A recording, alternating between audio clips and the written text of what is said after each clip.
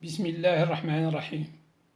Mes chers élèves, nous abordons le dernier chapitre, chapitre 4, les ressources hydriques. On va diviser ce chapitre en deux parties. Nous traitons la première partie dans cette vidéo, Inch'Allah, alors que la deuxième dans la vidéo prochaine, Inch'Allah. On va commencer toujours notre leçon par une introduction.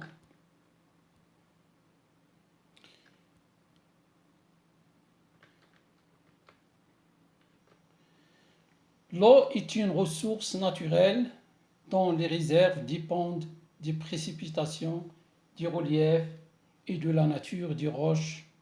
Aujourd'hui, les ressources hydriques sont menacées. On va poser quelques questions problématiques. La première, quelles sont les différentes formes de l'eau dans la nature? Quelles sont les ressources en eau utilisables? Comment se forment les eaux souterraines? Quels sont les dangers qui menacent les ressources en eau? Finalement, comment préserver l'eau? On va commencer par les différentes formes de l'eau dans la nature.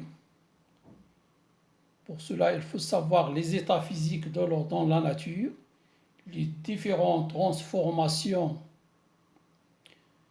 de l'eau dans la nature. On va voir le cycle de l'eau. On va commencer par les états physiques de l'eau dans la nature. Activité. Déterminer les états physiques d'eau sur Terre à partir du document au-dessous. Regardez bien le document.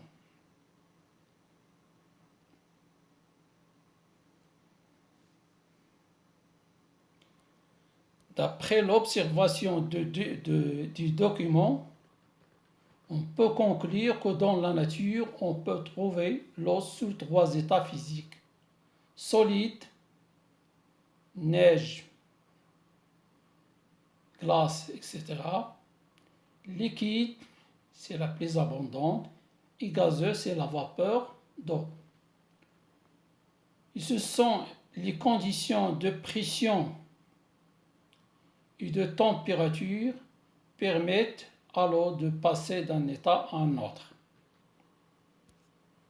Deuxième activité, donner une définition aux termes suivants: fusion, vaporisation et solidification, à partir du document au-dessous.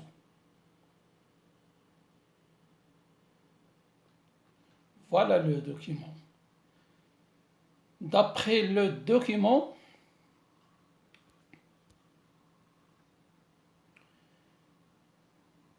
on peut définir ces termes. La fission, c'est la transformation de l'état solide à l'état liquide, alors que la solidification, c'est le contraire. C'est la transformation de l'état liquide à l'état solide. Alors que la vaporisation, c'est le passage de l'état liquide à l'état gazeux. Donc voilà la réponse. La fusion, qu'on avait dit, c'est le passage de l'état solide à l'état liquide, alors que la vaporisation, c'est le passage de l'état liquide à l'état gazeux, alors que la solidification, la solidification, c'est le passage de l'état liquide à l'état solide. On a d'autres transformations. On a la sublimation, c'est le passage de l'état solide à l'état gazeux. La condensation, c'est le passage de l'état gazeux à l'état solide, alors que la liquéfaction, c'est le passage de l'état gazeux à l'état liquide. Maintenant, on va passer au cycle de l'eau. Activité. Proposer une définition au cycle de l'eau à partir du document au-dessous. Voilà le document. Essayez de proposer une définition au cycle de l'eau.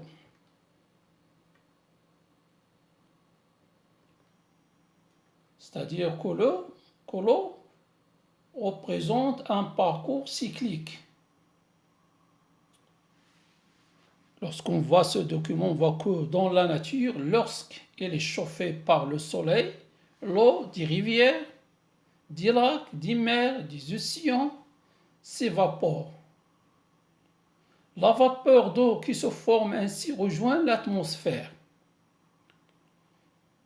Plus elle monte en altitude, plus elle refroidit. Il finit par se condenser pour former des nuages qui contiennent des gouttelettes d'eau ou bien des cristaux. Ces gouttelettes d'eau et ces cristaux, sous l'action de leur poids, ils tombent ou bien ils reviennent à la surface de la Terre. Une partie de cette eau s'infiltre pour alimenter les nappes phréatiques, alors que l'autre coule à la surface pour former l'eau de ruissellement. Ces eaux arrivent finalement dans les grands réservoirs qui sont les lacs, les mers et les océans, puis ils s'évaporent à nouveau. C'est ce qu'on appelle le cycle de l'eau dans la nature.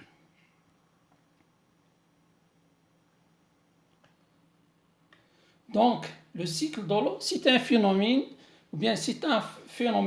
naturel qui représente le parcours cyclique de l'eau entre ces grands réservoirs dans la nature. Ce cycle s'accompagne de plusieurs changements d'état physique.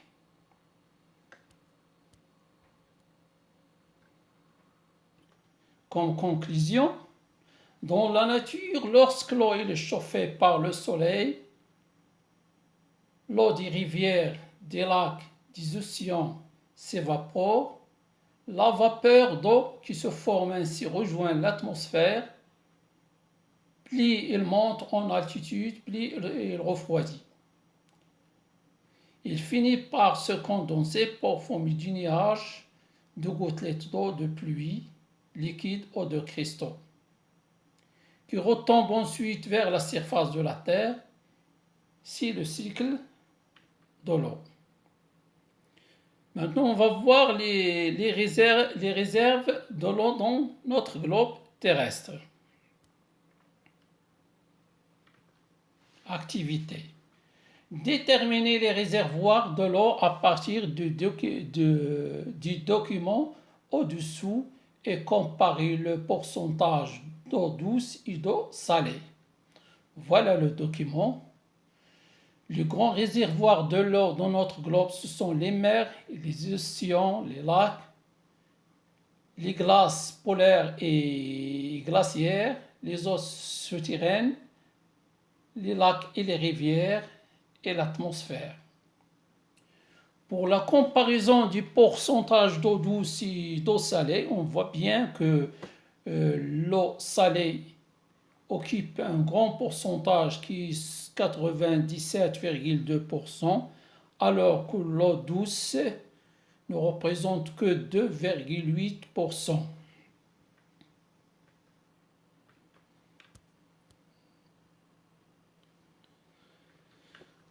Donc, dans la totalité de l'eau à la surface de la Terre, le salé représente, on a dit déjà 97,2% et l'eau douce représente seulement 2,8% environ.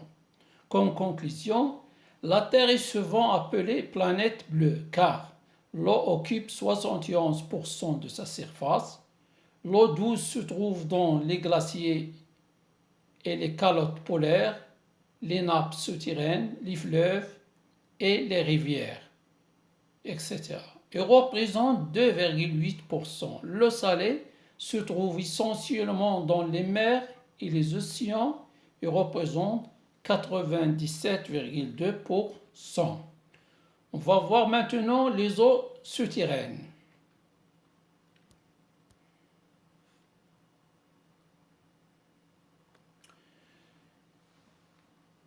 Les eaux souterraines, les différents types de nappes. On va savoir qu'est-ce que c'est qu'une nappe et qu'est-ce que c'est qu'un aquifère. Pour l'aquifère, c'est une transformation géologique contenant de façon temporaire ou permanente de l'eau et constituée de roches perméables. Tout simplement, l'aquifère, c'est une couche sédimentaire, c'est une roche sédimentaire qui stocke de l'eau. C'est l'aquifère. On va voir qu'est-ce que c'est qu'une nappe phréatique. Une nappe phréatique, c'est une masse d'eau souterraine contenue dans les fissures des couches géologiques qui sont appelées aquifères. Donc tout simplement, une nappe phréatique, c'est une masse, c'est un volume d'eau contenu dans l'aquifère. C'est ce qu'on appelle la nappe phréatique. Il existe deux types de nappes. Les nappes libres et nappes captives. On va faire une activité pour savoir les caractéristiques d'une nappe libre et une nappe captive. Voilà l'activité. Proposer une définition de la surface piezométrique. Déterminer les caractéristiques, la deuxième question, déterminer les caractéristiques de la nappe libre et de la nappe captive à partir du document au-dessous. Dans le document au-dessous, l'eau jaillit à la surface comme on creuse le puits. Proposer une explication. Donc on a trois questions. Toujours à partir du document au-dessus, on va voir ce document. On va définir la surface piezométrique. La deuxième question, déterminer les caractéristiques de la nappe captive et la nappe libre. La dernière question, c'est d'expliquer pourquoi l'eau jaillit à la surface quand on creuse le puits. On va voir le document. Voilà le document.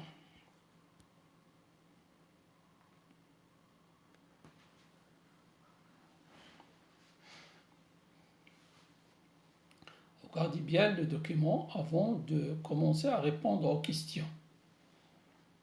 On va commencer par la surface piezométrique.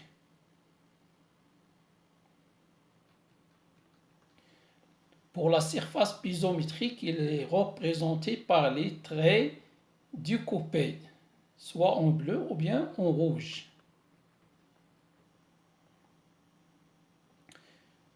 D'après le document, la surface piezométrique est la limite supérieure de la nappe aquifère. C'est-à-dire tout simplement, c'est le niveau de l'eau dans une nappe phréatique. C'est ce qu'on appelle la surface piezométrique. C'est le niveau de l'eau dans une nappe phréatique. Lorsqu'on creuse un puits, le niveau de l'eau dans ce puits représente la surface piezométrique de la nappe. Maintenant, on va voir les caractéristiques d'une nappe libre et la nappe captive. On va commencer par la nappe libre. C'est celle qui est représentée par la couleur bleu foncé. C'est la nappe supérieure. On voit bien que cette nappe, une nappe libre, c'est une nappe d'eau souterraine dont le niveau supérieur peut varier sans être bloqué par une couche imperméable. C'est-à-dire que le niveau supérieur de la nappe n'est pas bloqué par une couche imperméable.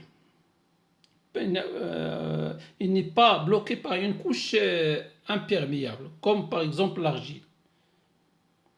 C'est-à-dire que l'eau peut s'infiltrer de la surface pour rejoindre la nappe. Donc, dans une nappe libre, le niveau supérieur peut varier sans être bloqué par une couche imperméable supérieure.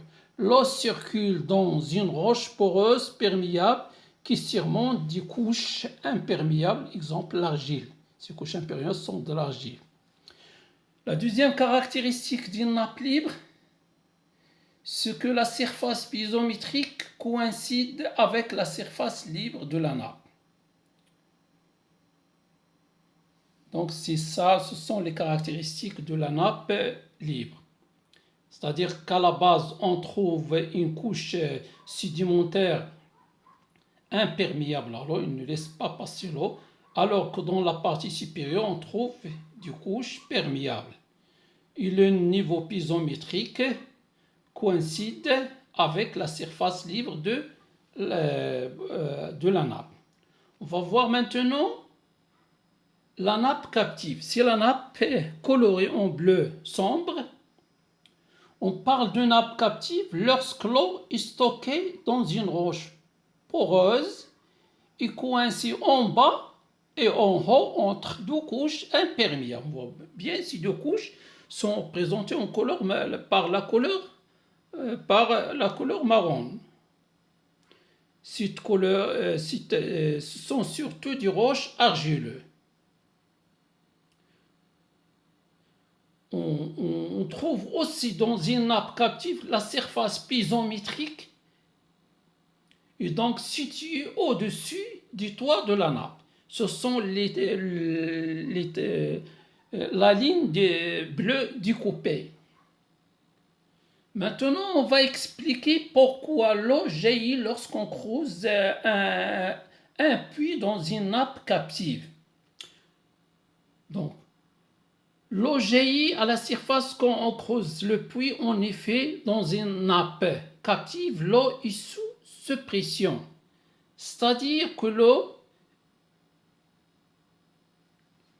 jaillit pour arriver à la surface piezométrique.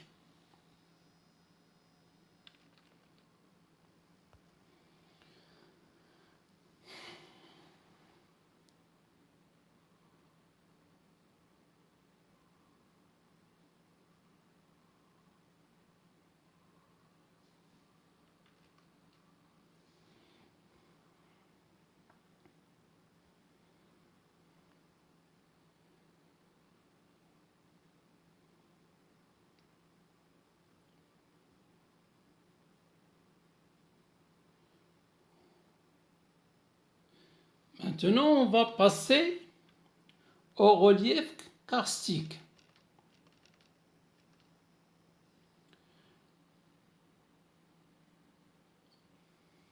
Généralement, le karst, c'est une formation aquifère stockant de l'eau qui alimente des sources.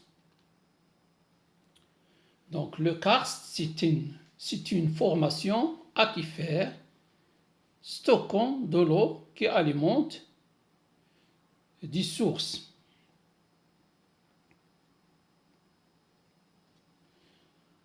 On va expliquer comment se forment les réserves d'eau dans les calcaires karstiques. Comme vous voyez, généralement dans les paysages karstiques, la dissolution du calcaire aboutit à la formation de grottes, des cavités souterraines où l'eau peut être stockée ou circule facilement. On peut même trouver des rivières souterraines.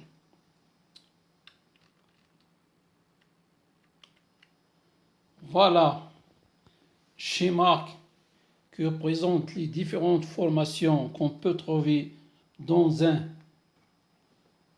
paysage karstique. On a des dolines, ce sont des trous qu'on trouve à la surface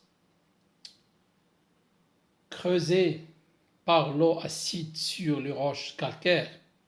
On a aussi des sillons à la surface qui sont appelés des lapiers, qui sont érodés par l'eau acide. On peut trouver à l'intérieur du gouffre des avennes, des grottes, sont tous des structures causées par érosion chimique par l'eau acide, et l'eau acide, c'est l'eau chargée par le CO2. Un autre schéma pour un paysage karstique peut avoir d'autres structures géologiques, par exemple les gorges, les gouffres, les lapiers, des rivières souterraines, etc. Dans notre proactivité explique comment se forment les réserves d'eau dans les calcaires karstiques, on a déjà expliqué ça.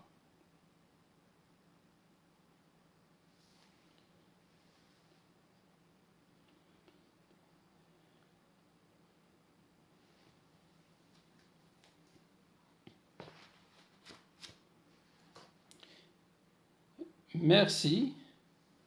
Dans la deuxième partie, on va voir les dangers qui menacent les sources d'eau, et aussi comment préserver cette eau. Et on va avoir quelques techniques de traitement des eaux, l'eau potable et l'eau usée. Merci.